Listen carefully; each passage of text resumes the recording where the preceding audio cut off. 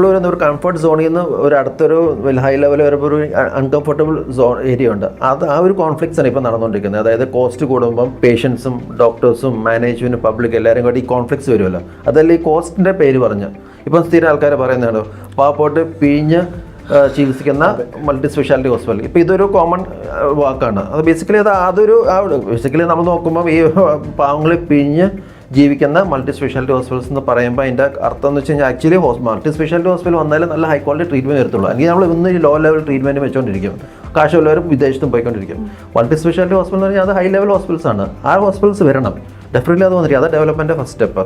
പിന്നെ അതിലേക്ക് ജനങ്ങൾക്ക് എത്താനായിട്ടുള്ള ഒരു ആക്സസ്, ഫുള്ളി കോംപ്രഹെൻസീവ് ആയിട്ടുള്ള ഹൈ ക്വാളിറ്റി അല്ലെങ്കിൽ ടോപ്പ് ക്വാളിറ്റി ഇൻഷുറൻസ് അതും വേണം. പിന്നെ വേണമെങ്കിൽ മെഡിക്കൽ ഫണ്ട് റൈസ് ചെയ്യാൻ വേണ്ടി സെസ് ഒക്കെ ചെയ്യാം. ഇപ്പോൾ ഹെൽത്തിന് വേണ്ടി ഒരു 0.5% സെസ് കളക്ട് ചെയ്യുന്നതിലും തെറ്റൊന്നുമില്ല. വേറെ എന്തെല്ലാം സെസ്സുകളുണ്ട്.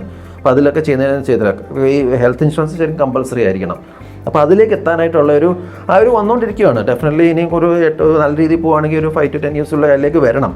അത് വന്നാലേ നമുക്ക് ഈ സാധാരണക്കാർക്ക് ഇത് ഒരുപാട് വലിയ വലിയ ഹോസ്പിറ്റൽസ് വന്നോർത്ത് അവരിങ്ങനെ പറഞ്ഞുകൊണ്ടിരിക്കും നമ്മളെ പിഴിഞ്ഞുണ്ടാക്കുന്ന മറ്റ് സ്പെഷ്യാലിറ്റി ഹോസ്പിറ്റൽസ്. അത് ഇപ്പോഴും ഒരു നെഗറ്റീവ് ഫോഴ്സാണ്. ഒരിക്കലും അപ്പം ഇങ്ങനെ വലിയ വലിയ ആൾക്കാർ ഇൻവെസ്റ്റ് ചെയ്യത്തില്ല. ഇങ്ങനെ ഒരു നെഗറ്റീവ് ഇങ്ങനെ പറഞ്ഞുകൊണ്ടിരുന്നു കഴിഞ്ഞാൽ ഈ മൾട്ടി സ്പെഷ്യാലിറ്റി ഹോസ്പിറ്റൽസ് ഇവിടെ ഡെവലപ്പ് ചെയ്യാനുള്ള ഒരു ഹിൻഡ്രൻസ് ആണ്. അപ്പം അങ്ങനെ വരണം. അവർ സ്നേഹിച്ചു തുടങ്ങണം. നല്ല ഹോസ്പിറ്റൽസ് വരണം നമുക്ക്. അപ്പോൾ ഈ ഫൈനാൻഷ്യൽ ബർഡൻ ഒഴിവാക്കുക, അതിനുള്ള രീതിയിൽ എത്തണം. അതിനുള്ള സിസ്റ്റം ഡെവലപ്പ് ചെയ്ത് കഴിഞ്ഞാൽ നമ്മൾ മെഡിക്കൽ ഹബ്ബായി.